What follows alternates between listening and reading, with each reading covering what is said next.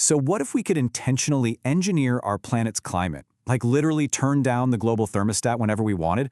It sounds like something straight out of science fiction, right? But this conversation is very real, and it's happening right now. And it forces us to ask a really tough question. Is this humanity's ultimate plan B, or are we about to open a Pandora's box we can never close? When you boil it all down, geoengineering really presents us with two completely different paths. On one hand, you've got what we can call the sunscreen. These are ideas to cool the planet really fast by, well, reflecting sunlight away. It's a quick fix, but it does nothing about the actual problem. And on the other hand, you've got the cleanup. These are technologies that aim to slowly, but surely, pull carbon dioxide out of the air, fixing the problem at its source. So, you might be wondering, where did this wild idea of a planetary sunscreen even come from? Well, believe it or not, nature kind of gave us the blueprint. A massive, totally accidental experiment showed scientists exactly what was possible, and it put this whole radical concept on the map. Picture this. It's 1991, and Mount Pinatubo in the Philippines has a massive eruption. It blasts something like 15 million tons of sulfur dioxide way up into the stratosphere. And the effect was absolutely stunning. That haze of sulfate acted like a giant mirror for the whole planet, bouncing sunlight back into space. The result? Global temperatures actually dropped by about ½ degree Celsius for the next couple of years. It was a real-world, if temporary, proof of concept. But hold on, it's not as simple as just volcano erupts, planet cools. Take the Tonga eruption back in 2022. It was huge, but it didn't cause any cooling because it just didn't release enough of the right stuff, the sulfur dioxide. It's a pretty critical reminder that to make this work, the dose and, just as importantly, the altitude, they're everything. So that natural example, Pinatubo, is the direct inspiration for the first major category of geoengineering. It's formally known as solar radiation modification, or SRM. You can just think of it as the sunscreen approach we were talking about. Okay, so the two leading ideas for SRM are pretty wild. First, you have stratospheric aerosol injection, SAI for short, which would basically mimic volcanoes. You'd have a fleet of high-altitude aircraft releasing reflective particles. Then there's marine cloud brightening, where ships would spray a fine mist of sea salt into the air to make clouds over the ocean whiter and more reflective. But, and this is a huge but, look at the risks. We're talking about potentially messing with life-giving monsoons or causing totally unpredictable weather changes down the road. And here's a number that might just make your jaw drop. One analysis estimated that a full-scale program, one that could cut additional warming in half, could cost less than $15 billion a year. I mean, to put that in perspective, that's a tiny fraction of what the world spends on, well, on almost anything. It sounds incredibly cheap, almost too cheap. And that's because the price tag is only one small part of a much bigger, much riskier story. So here's the crucial point, and the IPCC, the world's top climate science body, is crystal clear on this.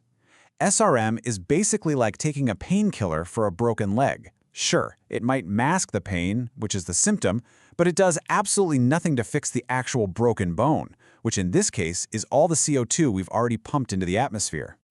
And that brings us perfectly to the other side of the coin, the cleanup approach. This is known as carbon dioxide removal, or CDR. And this is all about tackling that root cause head-on.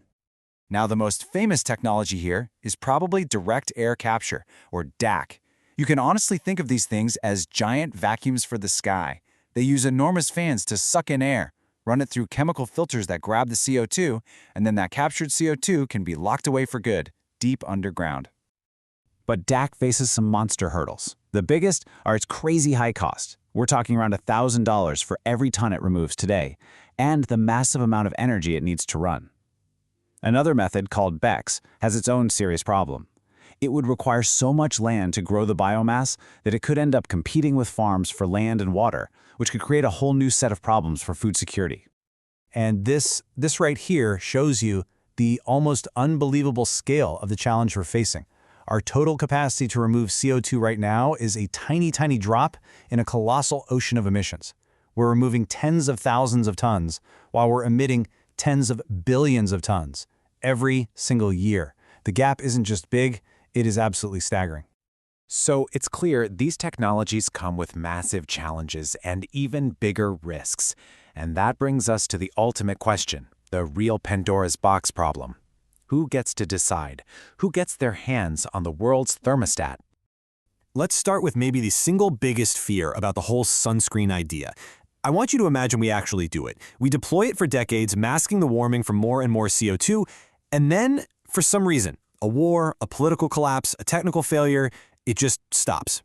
What happens then? The result is something scientists call termination shock, and it's every bit as scary as it sounds. All that warming we've been hiding would come roaring back. The models show that global temperatures could skyrocket in just a few years, so fast that ecosystems and human society would have absolutely no way to adapt. It is a truly terrifying thought. And honestly, the list of worries just keeps going. We're talking about potentially weakening the monsoons that billions of people rely on for food and water, damaging the ozone layer. And then there's the nightmare scenario.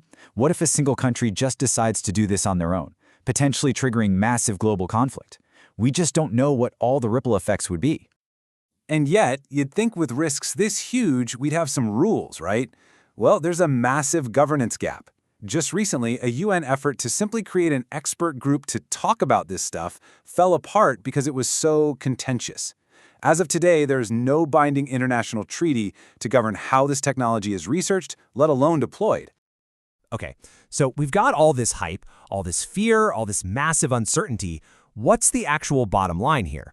How do we even begin to think about this responsibly?